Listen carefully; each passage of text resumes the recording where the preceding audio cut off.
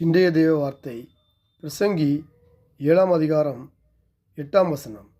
ஒரு காரியத்தின் துவக்கத்தை பார்க்கிலும் அதன் முடிவு நல்லது. பெருமை உள்ளவனை பார்க்கிலும் பொறுமை உள்ளவன் உத்தமன். ஆமேன்.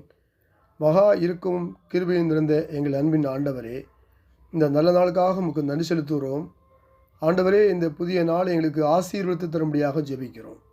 ஆண்டவரே, நம்முடைய வேதவசங்களை வாசிக்கிறவர்களும் அவளை கைக்கொள்ளும் பாக்கியவான்களும் எழுதப்பட்டிருக்க கர்த்தாவே, உங்களுடைய வசனத்தின்படி இறங்கும்படியாக ஜெபிக்கிறோம். இந்த நாள் தேவரீர் நம்முடைய பிள்ளைகளை செய்கிற ஒவ்வொரு காரியங்களையும் நீர் வாய்க்க செய்யுங்க. ஆண்டவரே, தேவரீர் சகலத்தையும் செய்ய வல்லவர். நீர் செய்ய நினைத்தது தடைபடாது என்பதை அறிந்திருக்கிறோம் சொல்லி எழுதப்பட்டிருக்க. ஆண்டவரே, உடைய வசனத்தின்படி இறங்கும்படியாக ஜெபிக்கிறோம்.